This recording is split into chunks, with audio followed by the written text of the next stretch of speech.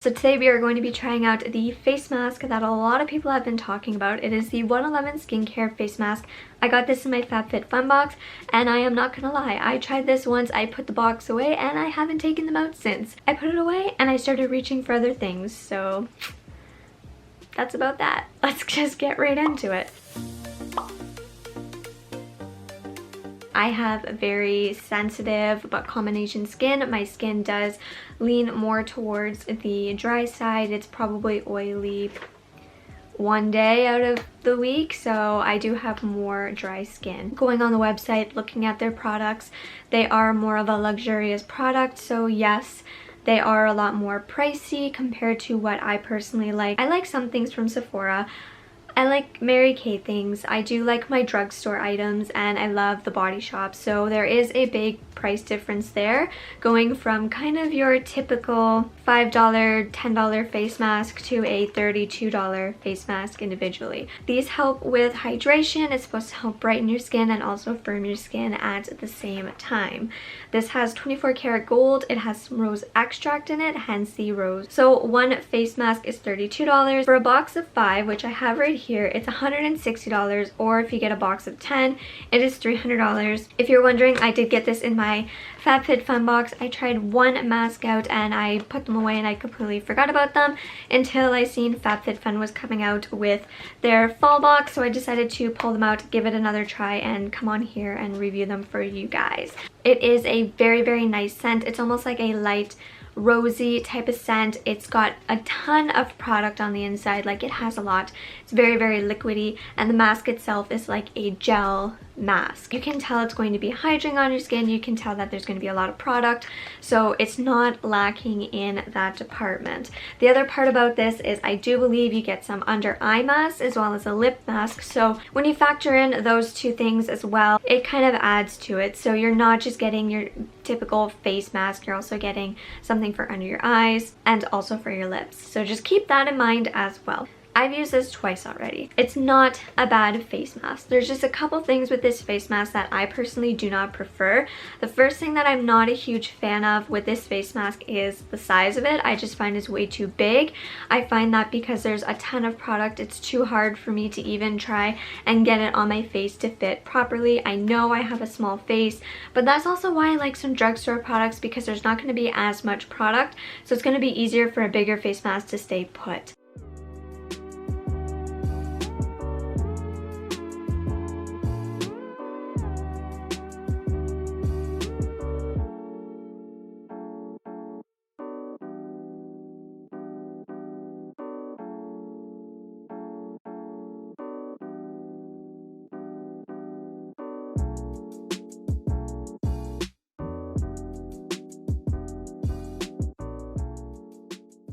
I really like clay or cream face masks just because then I'm able to apply the product directly and not have a ton after. I just found that this face mask was very hard for me to use and hard for me to keep on my face. That's just how I felt about it. Now, you are supposed to leave this face mask on for 20 minutes. I did leave it on for 20 minutes. I've never felt any irritation, any itching, any burning. I never turned red, and I never broke out after using these, so that is very, very good. If you have sensitive skin, this may be a great product for you, because I know it's hard to find a good face mask when you have sensitive skin. Now, going into what it claims to do, it says it's supposed to brighten and hydrate your skin and also firm your skin. I noticed the big difference with the brightening. I did notice that my face was a lot more shiny. It almost looked like you had a natural highlight on your face, so I will give it that. I also noticed that my face was hydrated after. There was a lot of extra almost product on my face. There was a lot, so I personally just didn't like how much there was, but I do understand that that was the purpose for this. It's supposed to hydrate your face. The firming part, I didn't really fully feel it, so I don't know about that. Like, I'm not gonna say I'm buying this specifically for the firming part, but I did notice a big glow in the face, and I also noticed that it did hydrate my face very, very well. So these face masks, for me, they're not bad. I'm not going to say they're bad. It's just not something that I personally will continue to reach for, or it's not something that I'm going to go crazy for, just because I would rather use a little bit of a mask rather than a bigger mask. And not just that, I do like my more affordable mask, and I just personally found that I just didn't have that relaxing and fun feeling while doing this mask. I almost felt like I had to be very careful with the mask because it was very, very expensive. Maybe if you're having a hard time finding that proper face mask, they may have a good solution for you because they've got a ton of other high-end products on their website. I would personally rather go out and get a couple of drugstore ones, maybe a mask kit from Sephora so I could have some different options. Just some things like that. That's how I personally like to use face masks.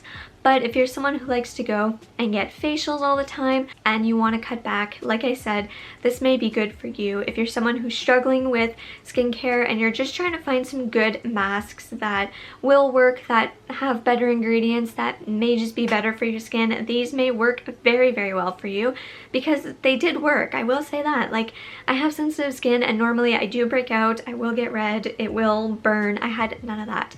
So if you struggle with that, these may be good for you. I personally feel like the price point varies person to person because someone may think, okay, $32, you're also getting under eye mask and a lip mask and a face mask, so that may be worth it to them. And sometimes $32, someone may do it once a month and think that is so much better than going and getting a facial or going and spending money on a product that doesn't work. So I think the price point varies also person to person. Again, skincare is something that just varies. I'm just here letting you know that it was okay on my skin, that I seen the glow, that it did hydrate, and that it did work, but it's just not something that I would go out of my way to reach for. But if you're just wanting to try it for the rose gold effect, I do think that there are other masks out there that are more affordable and that you may have a little bit more fun with. And if it doesn't work out, then you're not having to spend an arm and a leg on face masks.